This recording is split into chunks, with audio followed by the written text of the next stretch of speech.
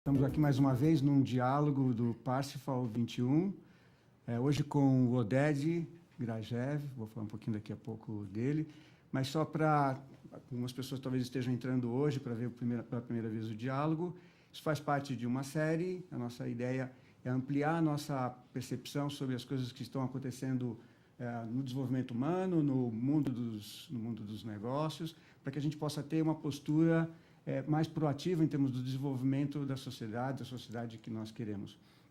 Isso faz parte da missão do EcoSocial, né? Antes de mais nada, esse projeto é um projeto ancorado no EcoSocial, cujo propósito é desenvolver os seres humanos e também apoiar para construir organizações mais saudáveis. Nós temos um grupo no Parsifal 21, que são pessoas que estão interessadas em criar negócios mais saudáveis ou negócios que tenham um impacto positivo na sociedade. E é daí que então vem essa série. Nós já fizemos uma conversa com o Fábio Barbosa, fizemos uma conversa com o Ricardo Abramovay, e hoje nós temos aqui o Oded. Oded, é um grande prazer estar com você aqui, uma honra, né? Uma pessoa que construiu história nesse país. O Oded tem um currículo que, puxa, ontem eu precisei ficar olhando várias vezes para poder decorar o que ele já fez, e mesmo assim eu não dou conta de tudo que ele já colocou. Porque vivi demais. Né? Ainda bem, com saúde, né? Deu tempo, né? E com saúde. Deu tempo, né? O Oded, ele foi responsável pela criação da Abrinq, pela criação do Fórum Social Mundial, pela fundação do Instituto Ethos e agora por essa iniciativa da nossa São Paulo. Daqui a pouco também eu vou pedir para ele explicar um pouco disso para a gente. E agora nós temos aqui, então, nosso objetivo é conversar um pouquinho sobre essa trajetória. E, Oded, acho que principalmente pensar que você teve uma participação no primeiro setor, no governo, uma participação no segundo setor, com a sua empresa, né, a Grow, e uma participação no terceiro setor, com organizações, né, da sociedade civil. E conta para a gente o que é que fez você caminhar por essas trilhas, né? Qual foi o seu impulso, né, por tudo isso que você fez? Cada momento da vida foi diferente, né? Uhum. Aliás, uma coisa interessante é a gente, em primeiro lugar, procurar se conhecer, né? E saber o que realmente tem a ver com a gente, né? Em cada momento da vida, né? E, na realidade, são participações diferentes em vários setores, mas acho que tem uma linha aí comum, né? Que vai juntando essas intervenções. Na vida empresarial, bom, primeiro, sempre tive vontade de empreender, de fazer coisas, empreender, né? Colocar em prática as ideias que eu tinha, né?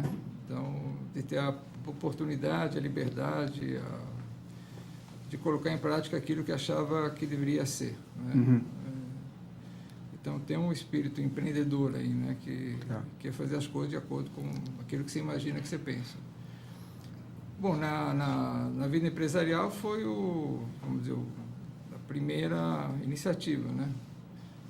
De criar uma empresa. Eu estava trabalhando até no mercado financeiro, né? Era uma carreira razoavelmente bem sucedida, mas eu queria fazer as coisas do meu jeito, né? Então, uma maneira de fazer isso é ter uma empresa e também era um momento de afirmação, necessidade econômica, né? Eu queria, né, ter recursos econômicos até para ter liberdade de fazer as coisas que eu queria fazer. E então foi esse momento, né, de criar a empresa, né? E é uma empresa que acho que muita gente deve conhecer, né? Quem tem filhos ou quem já se preocupou em buscar alguma coisa para o filho deve ter entrado em contato com a tua empresa, que é a Grow, né? Então, já na Grow, eu e meus sócios, né, mas tinha sócios que são amigos, que a gente fez a Politécnica junto, né? Éramos amigos. A gente não tinha muito dinheiro, mas o que podia diferenciar a gente, né, era a criatividade, as ideias novas e os valores, né? Então, já percebi naquela época, intuitivamente, que isso tinha a ver comigo e isso também era bom, né, para a empresa, né? Da forma a gente contribuir para a sociedade. Então, eram produtos que estavam muito ligados à questão da educação, né? Era a qualidade, era a inovação, era a forma que a gente tratava os funcionários, os fornecedores, os clientes, era muito diferenciada, né? E não era o tradicional. E dava certo, eu achava sempre que ia dar certo. Porque eu tinha umas ideias, falava, bom, isso aqui é legal, é bom, é ético e também dá certo. E muita gente fala, isso toda a trajetória, muita gente falava, não, Brasil não é bem, isso aqui pode ser na Suécia, na Finlândia, mas aqui no Brasil essas coisas não dão certo, aqui é um país de salve-se quem puder, de levar vantagem. Eu falei, não, acho que não, acho que... E aí começou a dar certo, felizmente, né? Isso foi em que época que você criou a Grow? Isso foi em 72. 72. 1972. Olha só, a gente está falando agora, né, de empresas éticas com responsabilidade social. O Oded já estava fazendo isso em 72, né? Veja só como é que nós estamos todo falando. mundo registrado, tratar bem, não enganar o fornecedor, não tentar levar vantagem em qualquer negociação, cuidar do produto, da sua qualidade, né? Quer dizer, tratar bem o consumidor, eram ideias, né? Mas achava que, mesmo que fosse mais caro, porque você tem produtos melhores, não tóxicos, que não agridem a criança, ou acrescenta algo para o consumidor em termos de educação ou reflexão. Então, a gente achava que era um bom caminho e acabou dando certo, né? Mas aí depois dessa sua, né, do seu empreendimento aí no segundo setor, você também acabou empreendendo nos outros setores. Quer falar um pouco para a gente de que te levou a empreender? Então você já tinha uma empresa, já tinha um sucesso, né, com a tua empresa, já estava contribuindo com a sociedade, né, a partir da sua própria empresa, mas você ainda quis fazer outras coisas. Conta um pouco para a gente. Que impulso foi esse? Bom, sempre me interessei por política e por olhar as coisas em volta e ver o que eu tenho a ver com isso, né? Então, sempre me incomodava olhar problemas e falar, bom, o que eu posso fazer? Sempre achava que eu tinha a ver com isso, não é que isso não tem nada a ver comigo, né?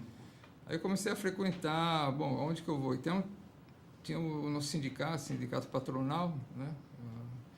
Das indústrias de brinquedos e instrumentos musicais, juntava as duas, do estado de São Paulo. Eu comecei a ir nas reuniões. As reuniões eram aqui no centro de São Paulo, uma salinha, né?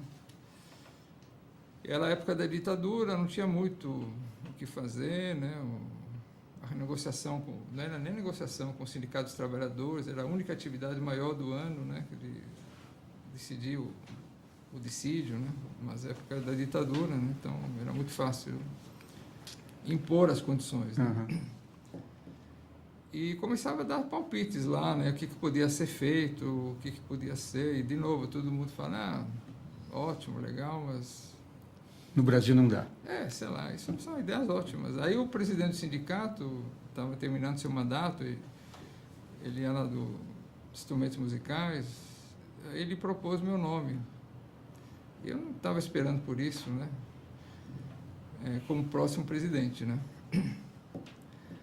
Aí eu pensei, falei, bom, vou pegar isso só para ver se eu estou louco ou se eles têm razão, né? Preciso... Tanta gente me fala que essas coisas não dão certo, que no Brasil é diferente, que preciso checar isso, né? Eu peguei para ver, bom, e aí começaram a dar certo as coisas, né? Isso desembocou numa Associação Brasileira dos Fabricantes de Brinquedos, na Brinc, depois na Fundação Abrinq. No currículo que você colocou, teve uma etapa muito importante, que foi o PNBE, Pensamento Nacional das Bases Empresariais, que era um movimento que eu, alguns presidentes de sindicatos que frequentavam a Fiesp naquela época, a gente estava se indignando o que a Fiesp era, o que fazia. Evoluiu, não muito, mas evoluiu.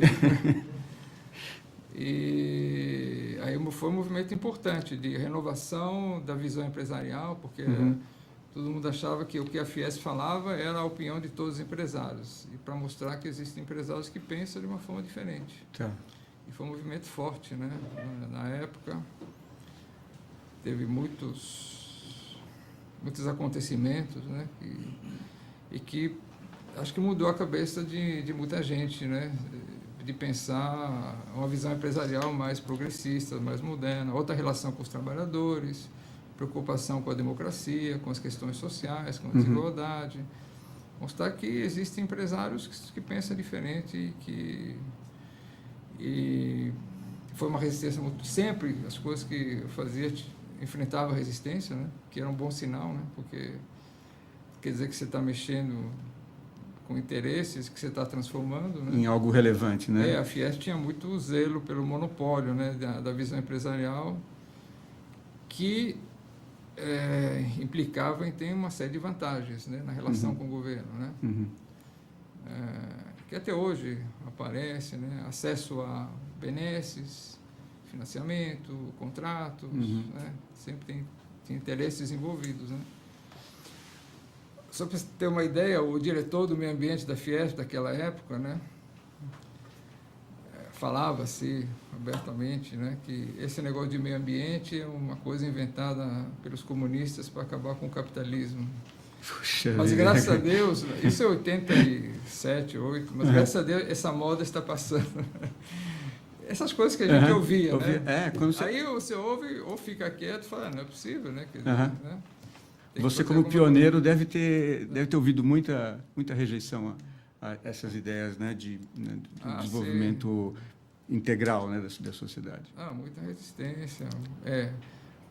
Se angariava abertamente fundos para subornar políticos.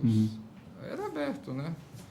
Enfim, só para ter uma ideia, aí, você sabe que a Fiesp teve uma participação muito grande na época da ditadura, né? Financiando torturas, né? E era uma coisa falada abertamente. Então, ou você fica quieto, eu vou ser conivente, eu falo, não, acho que tem que fazer alguma coisa, né? Então, isso que mobilizou a gente, foi um movimento importante. Né? E, Oded, como é que isso desembocou em etos, em Fórum Social Mundial? Como é que essas coisas foram acontecendo aí? Não sei exatamente, mas posso contar episódios, né? Mas, como eu te falei, é um processo. Eu mesmo achava, com 40 e poucos anos, que minha época de empresário, a empresa era uma empresa de sucesso, né? E me recompensava de todas as formas, inclusive economicamente. Então, eu tinha oportunidade e liberdade de fazer escolhas, né? E eu sentia cada vez mais que foi uma época importante, mas eu estou mudando, né? Meus interesses estão mudando e esse envolvimento com as questões políticas, sociais, era cada vez maior. E uma coisa foi levando a outra, né? Bom, qualquer espaço, eu sou presidente de uma entidade empresarial, numa empresa, o que eu posso fazer? Presidente de uma entidade empresarial, o que eu posso fazer para, sei lá, ajudar o país, ajudar a comunidade, a cidade.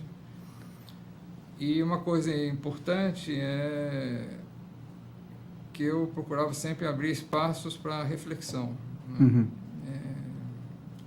Então, muitas ideias vieram, né, e acabaram desembocando nesses momentos onde eu podia pensar, refletir, deixar a cabeça mais aberta para novas ideias. Você fica muito no dia a dia sempre, você não tem nem tempo de se abrir a novas ideias, né? Você vai fazendo as coisas, vai fazendo, operando, né?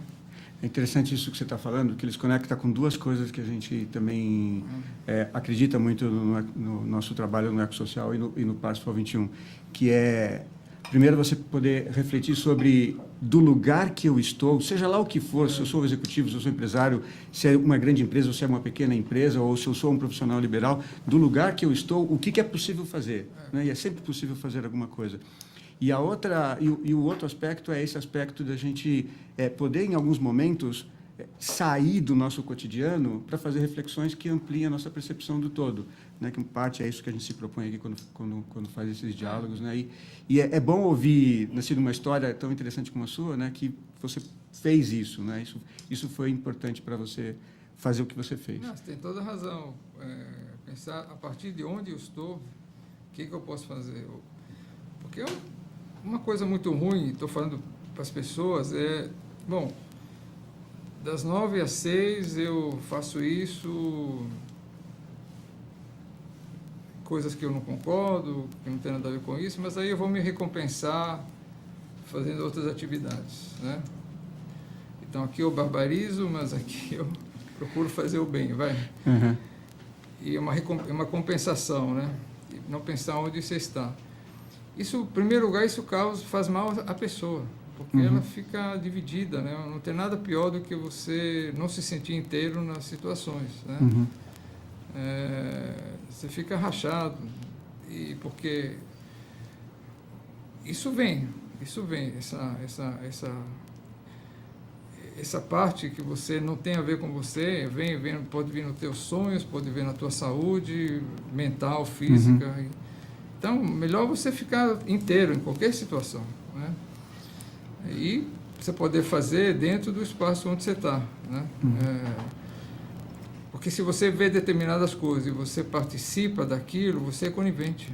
Uhum. Você é conivente, né? Não adianta dizer, não, eu tenho que obedecer, eu tenho que estar no sistema, senão vou ser rejeitado ou vou ter problemas, mas você é conivente, né, com aquilo, né? E procura compensar. Então, aquilo que você falou é muito importante. O que eu posso fazer a partir de onde eu estou? Se onde você está não te compensa, vai para um lugar onde você possa estar mais inteiro, né? Essa busca, né, de você ficar inteiro, ela é muito importante, né? E se você se conhecer e acompanhar cada fase da sua vida. A gente não é o mesmo com 20, 30, 40, 50 anos. Uhum. Então, eu acho que principalmente a partir da segunda metade da vida, né,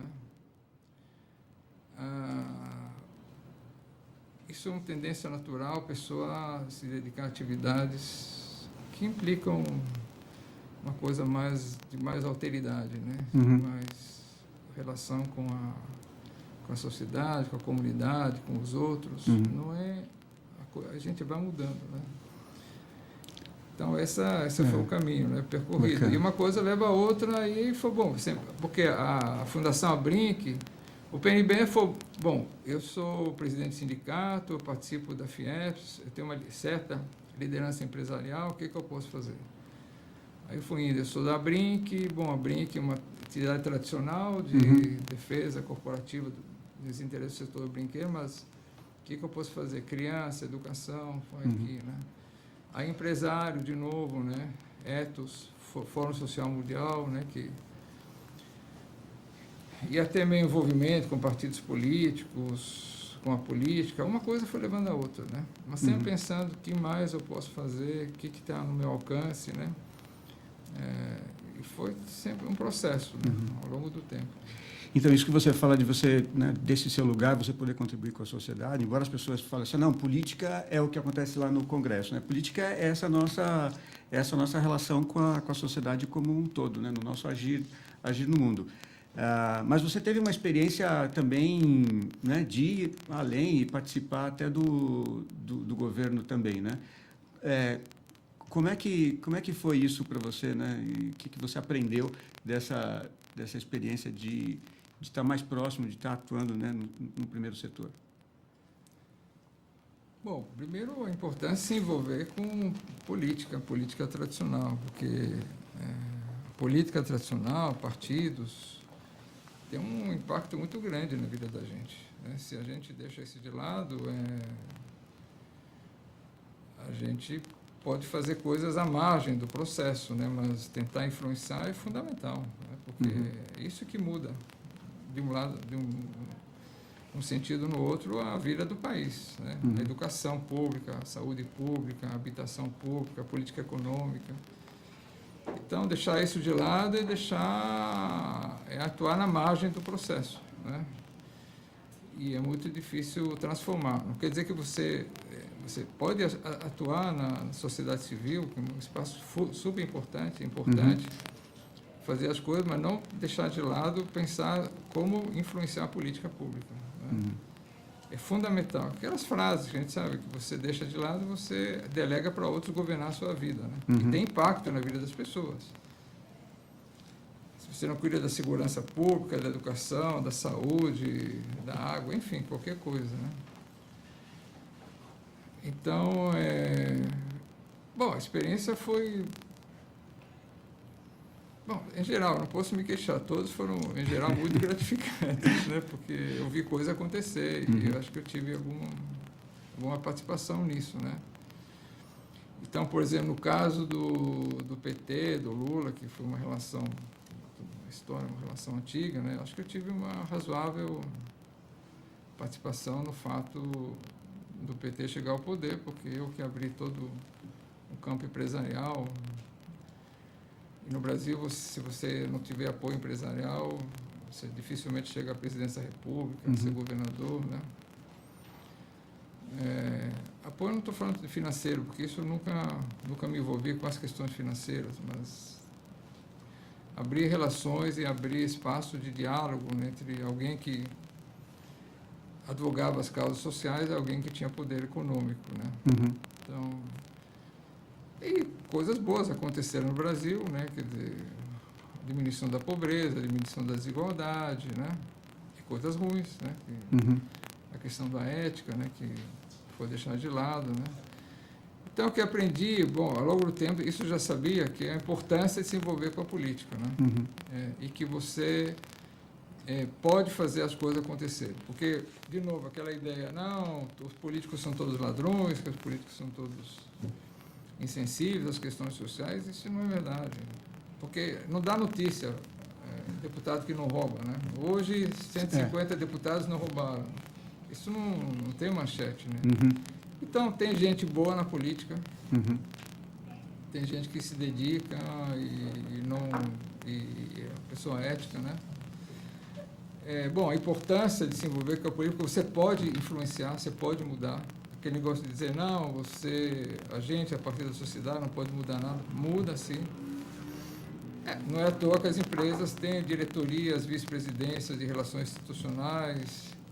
Elas sabem que isso tem impacto e elas atuam nisso. Então, a importância de participar, e você pode mudar, você pode fazer as coisas acontecerem.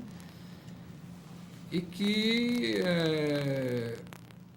o acesso ao poder, né, do político, aquela ideia do poder corrompe, né? Que muita gente diz, o poder não corrompe, não. O poder corrompe o corruptível, né? O corruptível, né? E que precisa tomar muito cuidado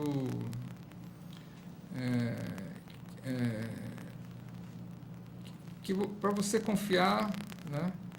Mas não se entregar de corpo e alma, porque eu já vi muitas mudanças acontecerem nas pessoas, né? E nas organizações. Mas a importância da sociedade civil, né? Se envolver com a política, né? É muito importante, né? Para melhorar, porque a política é muito importante, é importante se envolver, e é importante a sociedade que na realidade tem como missão melhorar a vida da sociedade, da comunidade, orientar os políticos. Eles são maleáveis, né? Eles são influenciáveis, né? Eles são produto daquilo que a sociedade vai fazer, né? Então, isso... Porque se você olhar o Brasil, só pensar, você tem um setor empresarial razoavelmente moderno, não é nem pior nem melhor do que muitas partes do mundo, né? Você tem uma sociedade civil muito ativa, até uma referência internacional, muito criativa, as ONGs, os movimentos sociais. O que falta no Brasil são bons governos.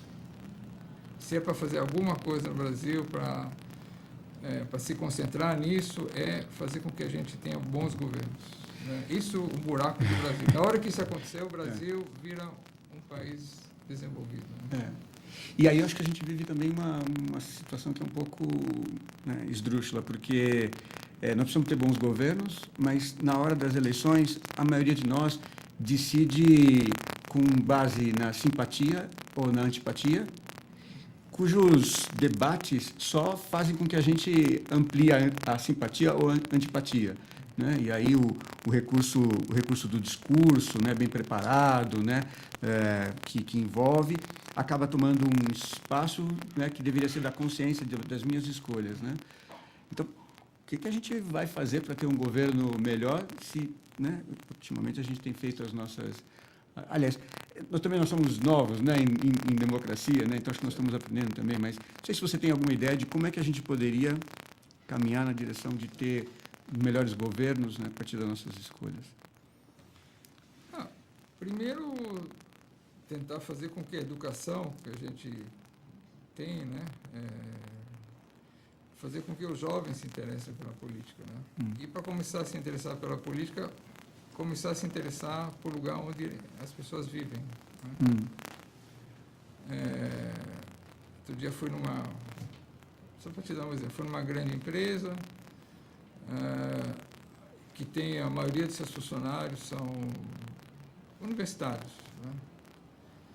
E aí teve uma palestra, uma conferência, tinha umas 300 pessoas, jovens, né, basicamente, que fizeram a faculdade, deve ter alguns fazendo mestrado, doutorado. Aí eu comecei a fazer, isso eu tenho feito normalmente, né, até para provocar, mas algumas perguntas simples sobre a cidade, eles são de São Paulo, sobre São Paulo. Eles não têm a mínima ideia. Não conhecem o lugar onde elas vivem, onde elas moram, onde vivem suas famílias, né? Como é que é a cidade, qual é o seu orçamento, como é que é dividida. E você vai em escolas, mesmo escolas de elite, né, de São Paulo, né, escolas privadas, né?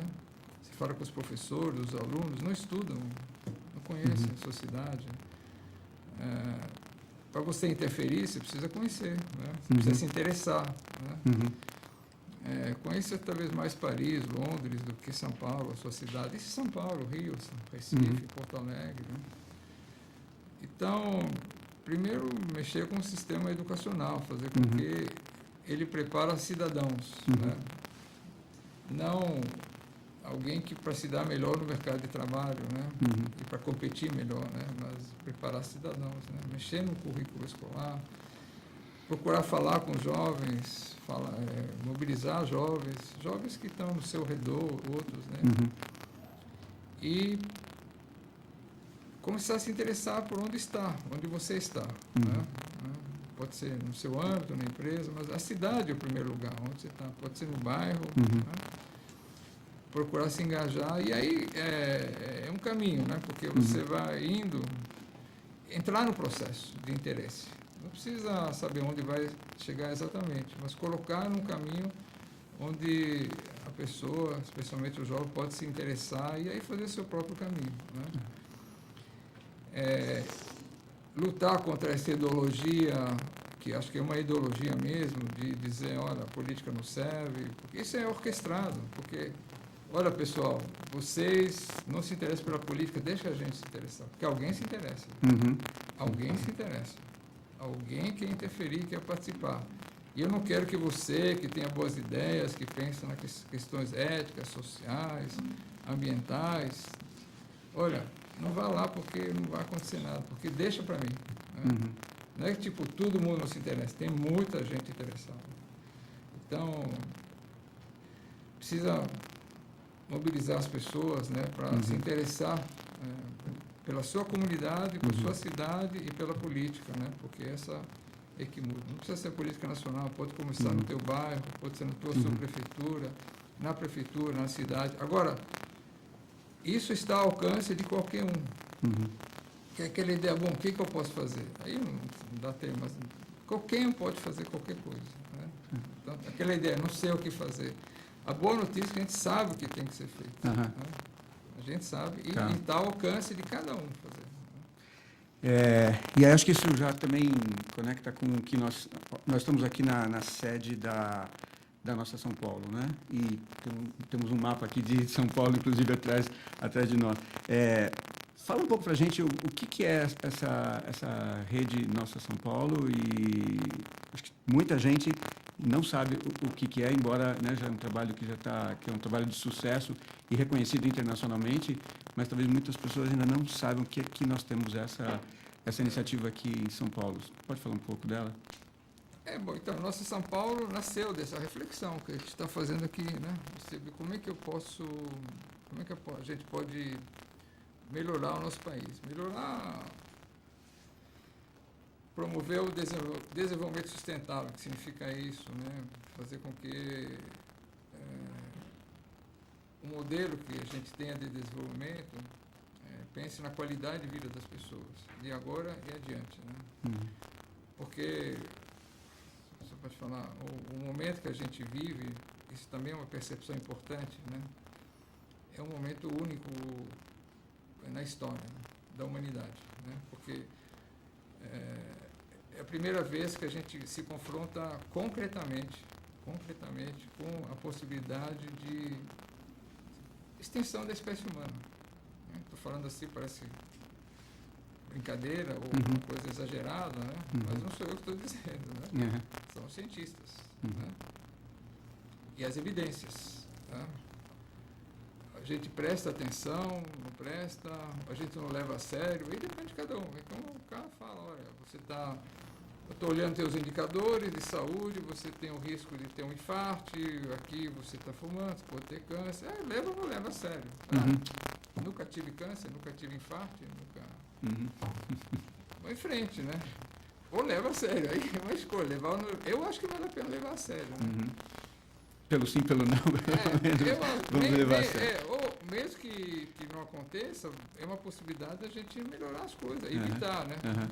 Então, essa é uma decisão. Leva ou não leva a sério? Então, leva a sério. Nós resolvemos levar a sério, né?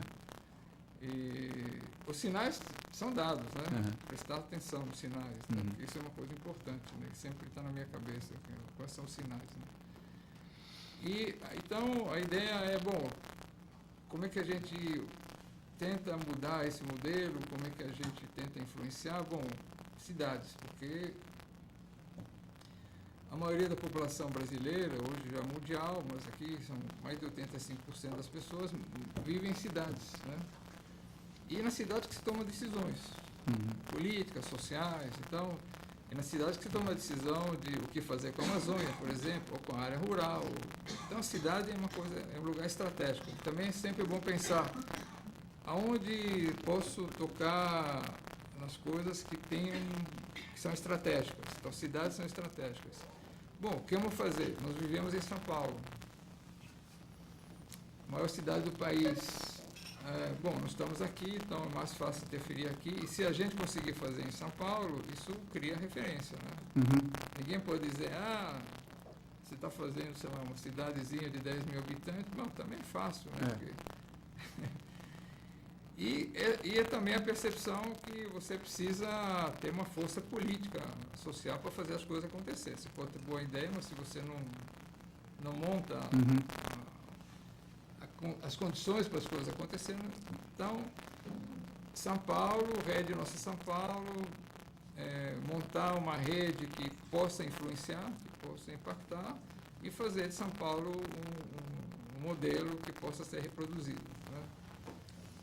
Então, aqui é um lugar onde a gente procura fazer com que a cidade se oriente, né, na direção do modelo de desenvolvimento que combate a desigualdade, que promove o bem-estar da população, que preserva os recursos, enfim, fazer uma cidade decente, né? E aí tem uma estratégia, porque é bom pensar estrategicamente as coisas, né? Então, primeiro conhecer a cidade. A ideia é como você vai no médico, né? Médico, eu quero chegar lá, bom, se eu quiser melhorar a minha saúde, né, vou no médico, né? Aqui que o médico fala, ele como é que você está se sentindo, né? Uma percepção. Faz um diagnóstico. E olhar teus indicadores, né, para conhecer. Aí o médico manda fazer exames, aí ele olha, fala, bom, ele sabe, bom, o que é importante, onde os indicadores têm que estar para você ter boa saúde, e o que fazer para chegar até lá. Então, ele tem receita. É uma coisa parecida, né? Então, a gente procura conhecer, a gente tem muitos dados, muita informação, conhece os indicadores, faz pesquisa de percepção e tenta agir para que os indicadores andem numa certa direção, né? Isso depende de uma mobilização da sociedade, você tem uma mobilização de cada um, mas também impactar a política pública, né? Sim. E essa é uma estratégia, aí vai levar muito tempo para contar, mas na realidade essa é a ideia. Quando o médico olha teus indicadores, ele sabe quais são os indicadores importantes para a tua saúde, né? E olhar indicadores que nunca antes são olhados. Por exemplo, a questão da desigualdade. A gente constrói o mapa da desigualdade da cidade, a gente expõe a desigualdade para todos. Tá. A partir daí você sensibiliza como é que eu reduzo a desigualdade. Aí você tem caminhos e você tem medição, você tem acompanhamento.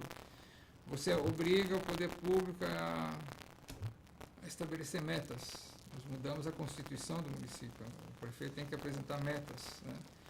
Bom, hoje, né, graças à participação de várias organizações, estão aqui alguns, isso se expandiu pelo Brasil, tem várias cidades que formam uma rede brasileira, tem uma rede latino-americana, a gente também aprendeu e a gente troca informações com iniciativas semelhantes na América Latina.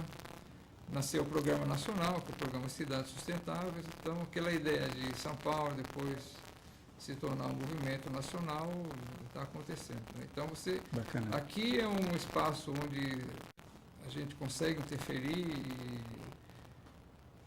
nos rumos da cidade, né? Mas também a partir daí aqui tem uma secretaria executiva de um projeto nacional, de um programa nacional que está envolvendo hoje muitas cidades e indo nessa direção, né? E colhendo resultados, felizmente, né? Mas muitas vezes também é importante você não pensar, você sabe, você tem um objetivo a alcançar, mas também apostar, se você está num caminho bom, que você acredita que é um bom caminho, deixa acontecer que os resultados vão aparecer, né? Então isso também é importante, né? Oded, para quem quiser saber um pouco mais da Nossa São Paulo, onde que acessa? Qual é o endereço do Bom, tem um site? site, tem muita informação, que é nossasampaulo.org.br. nossasampaulo.org.br. Sempre o www.nossasampaulo.org.br. como dizem os italianos. E o Cidades Sustentáveis, que é o programa nacional, que nasceu a partir daqui também, cidadessustentáveis.org.br. Lá tem muita informação.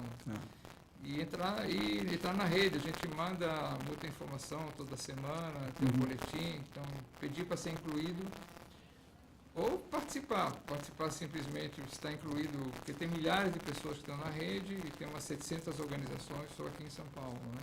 Poxa. Então, se inscrever, pedir para estar na rede, participar das atividades, sabe?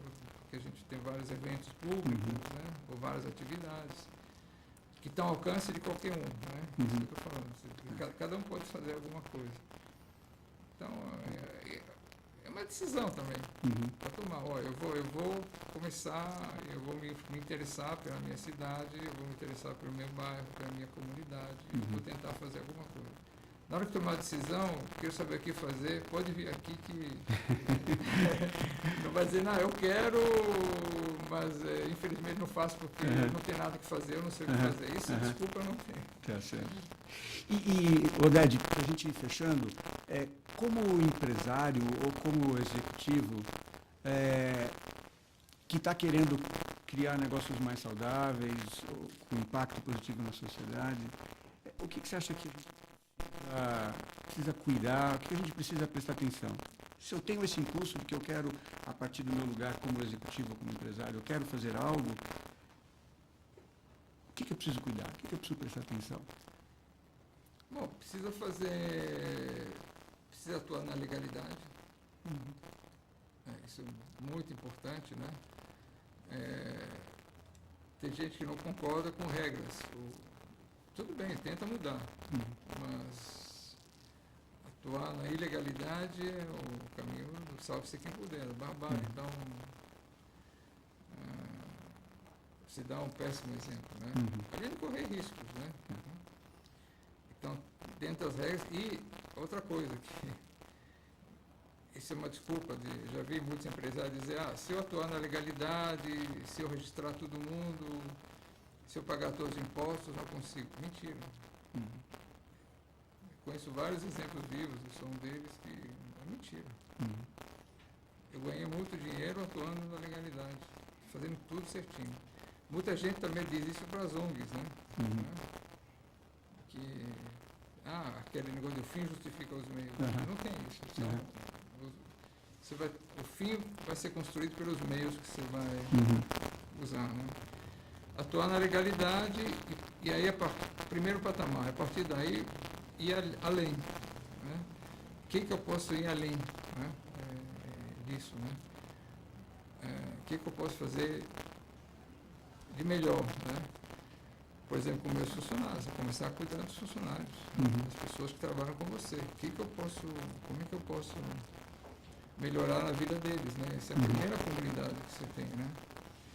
E olhar todas as comunidades que estão em volta, teus clientes, teus fornecedores.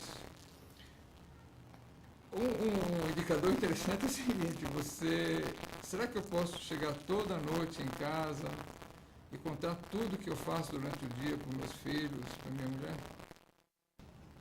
Meus filhos, para começar, olha, hoje eu fiz isso, tomei essas decisões. Né? Contar tudo. Né? Esse é um bom teste. Né? Se eu puder, acho que tem um bom sinal, um bom caminho. Né? E aí pensar, e aí a partir daí, como é que eu posso agir eticamente? Né? Tem uma máxima que é sempre, faça para os outros aquilo que eu gostaria, que não é minha, que eu gostaria que fizesse com você. Então, diante de cada decisão, pensar, se eu fosse comigo, como é que eu gostaria que fosse?